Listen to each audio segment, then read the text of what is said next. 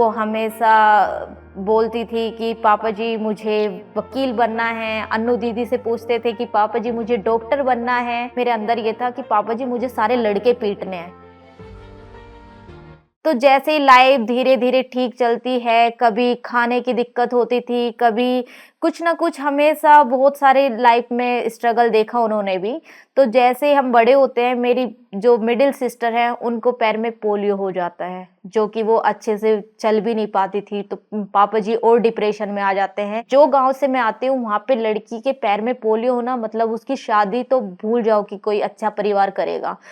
तो पापा जी और ज़्यादा परेशान हो गए कि मैं कैसे करूँगा, कैसे होगा। और एक बात ये कि मुझे कुछ ही सालों पहले पता चला कि मेरे पापा जी स्पोर्ट्स लवर थे, वो एक अच्छे एथलीट थे, वो दौड़ना चाहते थे। मैं एक दिन ऐसे ही सर्च कर रही थी कुछ फ़ोटोज़, तो सर्टिफ़िकेट आए सामने, तो मम्मी ने बताया कि तेरे पापा के सर्टिफ़िकेट है, वो अच्छे एथलीट थे और उनके गोल्ड मेडल भी उनके आए थे। लेकिन शादी के बाद सिचुएशन ऐसी, उन्होंने सब कुछ छोड़ के कमाना स्टार्ट कर दिया। और जब उन्होंने वो चीज़ एक्सेप्ट की कि मेरी 3 लड़कियां हैं, मैं उन्हें एक रानी की तरह रखूंगा अपनी बेटियों को, तो उन्होंने घर से निकले कि नहीं मुझे कुछ करना है। दीदी को ऐसी सिचुएशन हो गई थी, वो अच्छे से चल भी नहीं पाती थी। फिर उसके बाद उन्होंने ट्रैक्टर का बिजनेस स्टार्ट किया, और ट्रैक्टर के बिजनेस के बाद उन्होंने एक बहुत बड़ा घर लिया हम तीनों बहनों के लिए। और वो घर इतना बड़ा था ना, जैसे किसी का ड्रीम हाउस होता है, कि वो गांव में सबसे बड़ा उस वक्त हमारा घर था।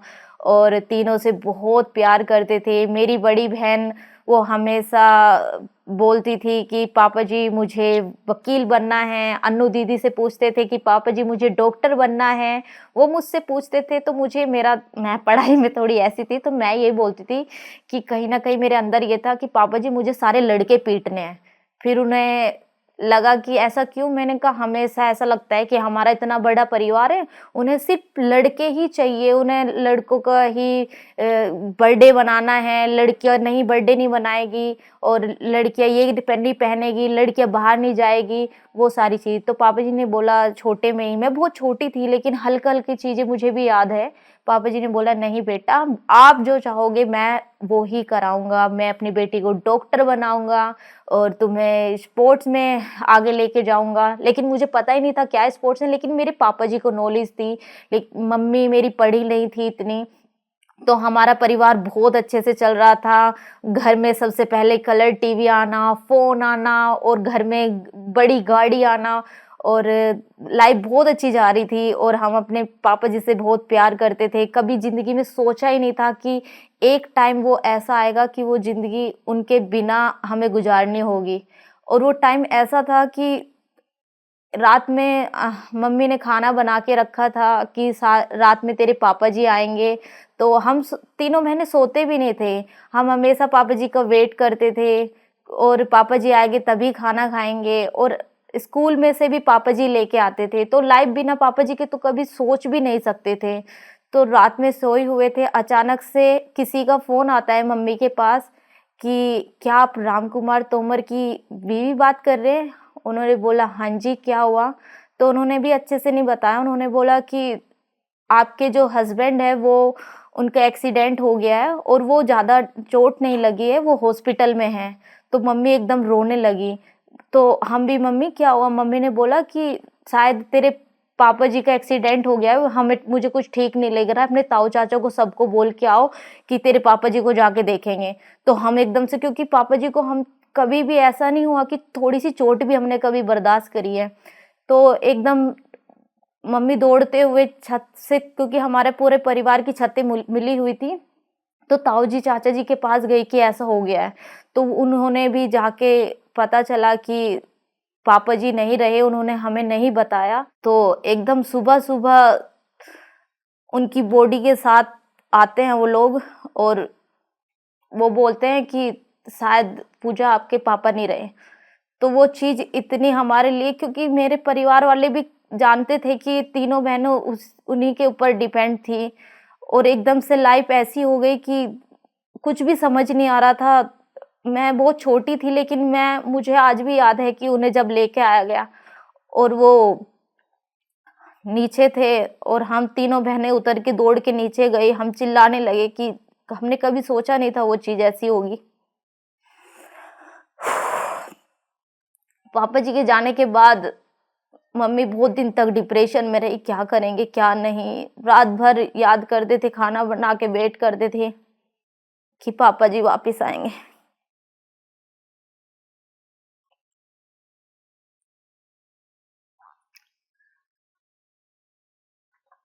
फिर उसके बाद धीरे धीरे लाइफ ऐसे ही चलती रही कि कोई बात नहीं। मैं मम्मी रोती रहती थी। 1 महीने तक कुछ भी समझ नहीं आया। सब कुछ जैसे ही पापा जी के जाने के बाद लोगों ने डिसाइड कर लिया। हमारा डिसीजन हम खुद नहीं ले पा रहे थे, लेकिन सब लोगों ने डिसाइड कर लिया, हमारे परिवार वालों ने, कि अब हमें क्या करना है।